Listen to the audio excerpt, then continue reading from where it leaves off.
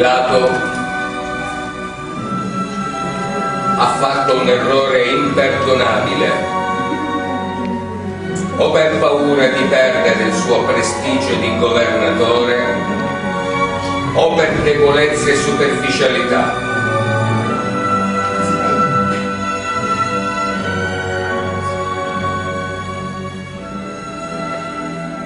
Lo ha consegnato ai sacerdoti convalidando la sentenza di morte in croce.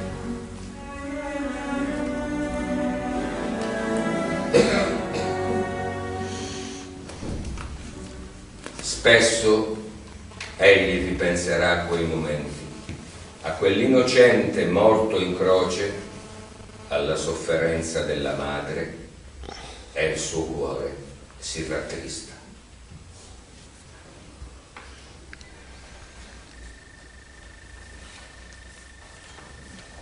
Ma dopo tanto tempo non ricordo di più Galileo che io fece crocifiggere. Un ricordo è sempre più confuso. Eppure ancora io incubi. Ma tanto mi passi a decisione più saggia. E i capi, o popolo, io volevo un crocifisso, e io che potevo fare? Io affermava di essere re, ma del re c'era solo Cesare. Io mi ricordo che era mansueto, parlava di verità, voleva cancellare la mentalità dell'uomo, ma la legge, Cesare, le precette e l'abitudine della gente, no. È inutile che mi Cardascio, è inutile. La colpa non è mia, ma di quello cosa morto.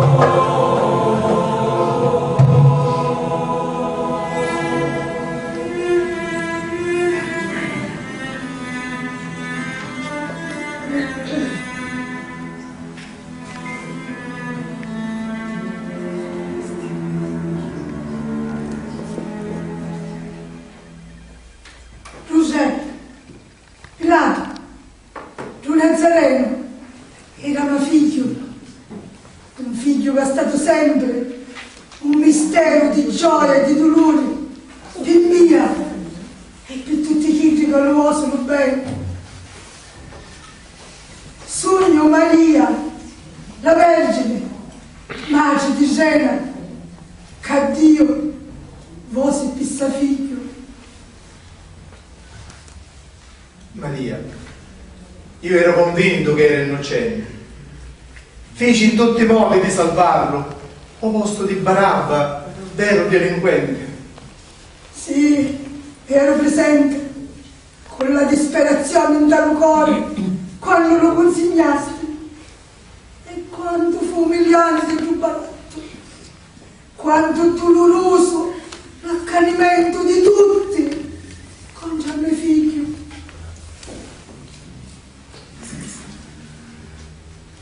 Maria, io avevo l'onesta convinzione che era innocente. E fu l'accanimento dello Sinedrio e fu soprattutto un tradimento di uno dei suoi intimi amici, mi pare Giuda si chiamava, e costò mi misi in difficoltà.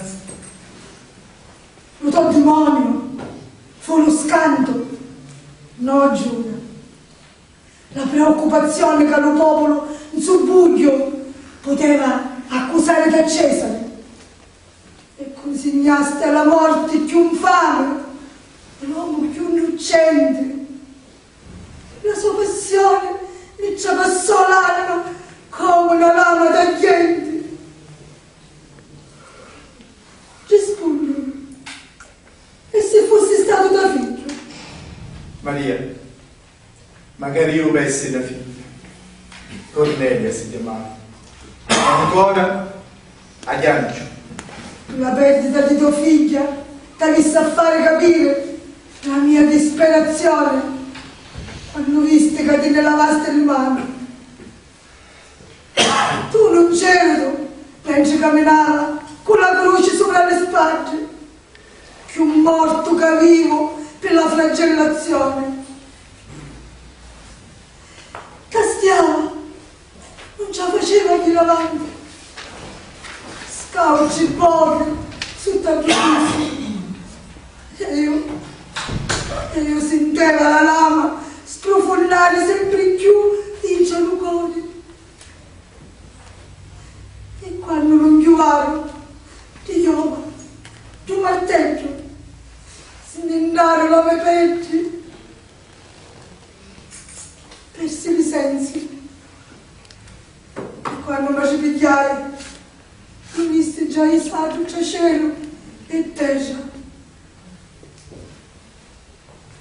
Non già il suo sguardo, era lo sguardo di uno che ha dato tutto per amore, fino all'ultima goccia di sangue. E prima di dare l'ultimo respiro, perdonò a tutti, perdonò pure a Dio, Pilato, e lo do rimorso che non ti faccio mai la pace, ma egli ti perdonò, come perdona a tutti chi che si pentono. E se tu sei veramente pentuto, ricordati che è salita pure pittia.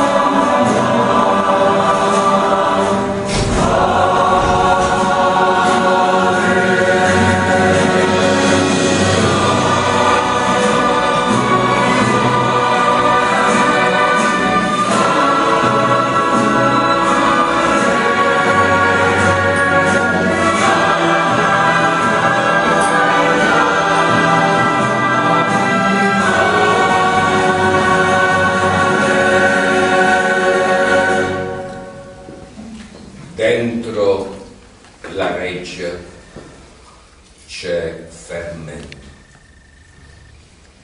La morte di quell'innocente che voleva cambiare il mondo, che predicava l'amore e l'uguaglianza tra gli uomini, e la resurrezione di quell'uomo Dio che modificava anche il concetto stesso di Dio, che da Padre severo ora diviene espressione d'amore e di perdono. Adesso era divenuto il lievito per i suoi seguaci che crescevano di giorno in giorno. Il potere temporale e quello religioso si sentivano vacillare e Cesare vuole capire cosa e perché succede tutto questo. Forse Pilato sbagliava a condannare l'ebreo, e perché sapete da sua ucca come erano le cose. Ah, Cesare, dici prima possibile, dato che mi mandaste a chiamare, ma perché mi chiamaste?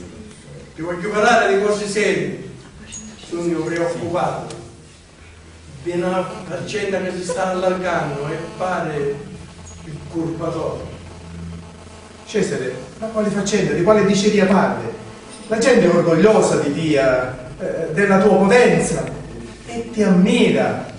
Tu sai che io ti parlo sempre con la verità è stato sempre fedele a te.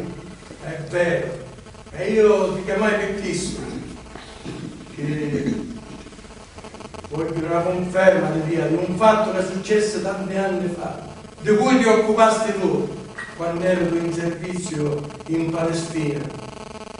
L'uomo di Galilea, lo profeta crocifisso, lo re dei Giudei, mi perseguita, magari capo, da palazzo di Cesare.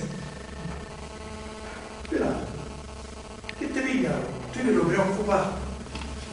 Che sta succedendo? Ma dire qualcosa? O capisci di che parlo io?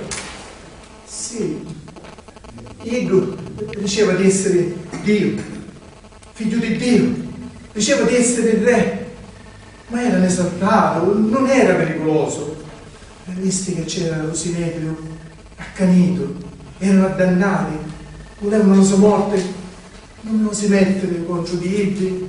Cesare, uffici magari per te, io mi scandai di vedere la tua reputazione, Cesare, ce lo consigliai, però è vero, tanto stufato, uffici scruscio, ci fu magari qualche diceria, ma perché si ripara ancora? Qualche diceria, si spargiù la voce che al corpo di un crocifisso che tu mi chiesti giustiziare. Dopo qualche giorno spariva la sua tomba e tutti dicono che risuscitava. Addirittura si presentò davanti alla gente e ci parlava. Cesare, ma erano picca quelli che c'erano appresso, tutta la povera gente che non conta niente. E invece ora, dopo la sua morte, si formava un gruppo di seguaci che stanno aumentando giorno per giorno e si fanno chiamare cristiani e sono come un fuoco che va sbambando sempre di più. E sto Cristo, che la sua gente sostituisce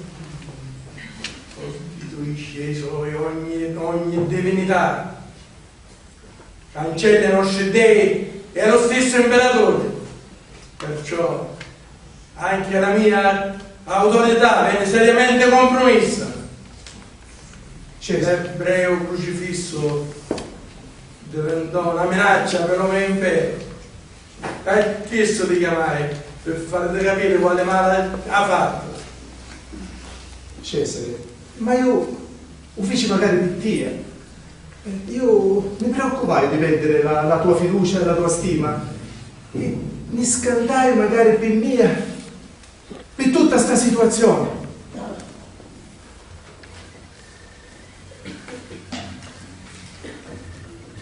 Perciò sto figlio di falegname diventa un eroe per questa gente. E le sue parole radicarono nel cuore della gente. Ha voluto cancellare il dettato della legge, dell'opile e della religione.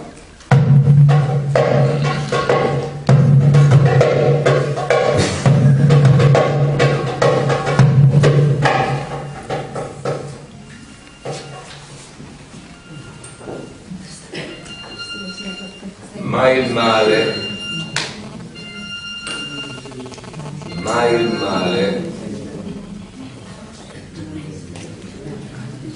il male, alligna ancora nel mondo. Persecuzioni, guerre, prepotenze, fame e indifferenza condannano a morte ogni giorno Cristo. La croce ora è innalzata sopra la scorza del mondo. L'indifferenza inchioda le braccia distese e l'egoismo mette il secondo chiodo. L'odio incatena i piedi e restiamo appesi alla miseria. sopra questo Golgota di peccati si crocifigge l'umanità.